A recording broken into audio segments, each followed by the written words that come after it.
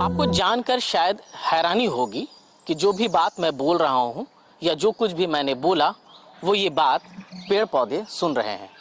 हाँ, ये ज़रूरी है कि इनके सुनने और जो कुछ भी उन्होंने सुना उससे इनकी प्रतिक्रिया इंसानों से अलग होती है। भारतीय वैज्ञानिक जेसी बोस ने 100 साल पहले ही कह दिया था कि पेड़ पौधे भी जानवरों की तरह दर्द और खुशी को महसूस कर सकते हैं।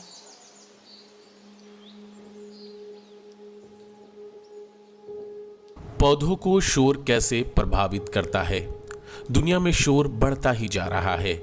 इस शोर से इंसान या जानवर ही प्रभावित नहीं हो रहे हैं, बल्कि पौधों पर भी इनका असर हो रहा है।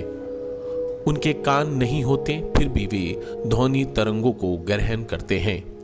पौधे कुछ खास वाहक पदार्थ निकालते हैं, फिर वे इसका इस्तेमाल पत्तियों के नेटवर्क के जरिए दूसरी अंगों तक संदेश भेजने के लिए करते हैं।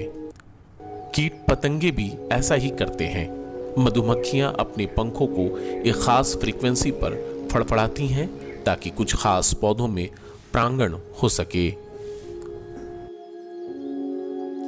1973 में आई एक किताब the secret life of plants में यह दावा किया गया कि पेड़ पौधों को रॉक एंड रोल म्यूजिक के बजाय क्लासिकल म्यूजिक ज्यादा पसंद है। लेकिन उस समय बहुत सारे लोग ने इस किताब को एक काल्पनिक विज्ञान कहकर सिरे से खारिज कर दिया था। बाद में हुए अध्ययनों से यह साबित हुआ कि वाकई पेड़ पौधे सुनते हैं और जिस तरह से हमारे वातावरण में शोरगुल बढ़ रहा है, वैज्ञानिक कहते हैं इससे हमारे पेड़ पौधे पर बहुत बुरा असर पड़ रहा है।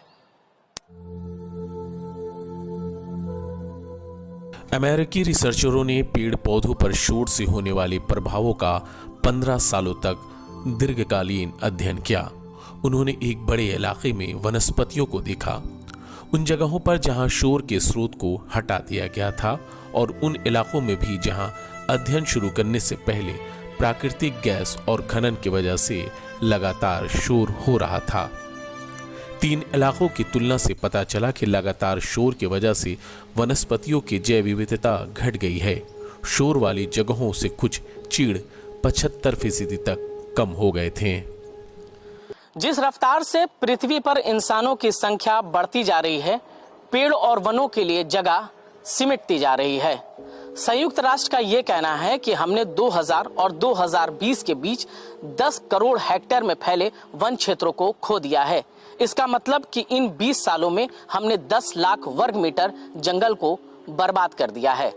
दुनिया भर में जितने जंगलों को काटा जाता है, उसमें मिली जमीन पर खेती बाड़ी के तौर पर उसे इस्तेमाल में लाया जाता है। 50% जमीन पर फसलें उगाई जाती हैं, जबकि 40% जमीन पर मवेशियों के चारागाह के तौर पर उसे इस्तेमाल में लाया जाता है। इतने बड़े पैमाने पर जंगलों की कटाई से न सिर्फ हम हरा भरा इलाका खो रहे हैं, बल्कि बहुत सारी ऐसी प्रजातियां हैं जो लुप्त हो रही हैं।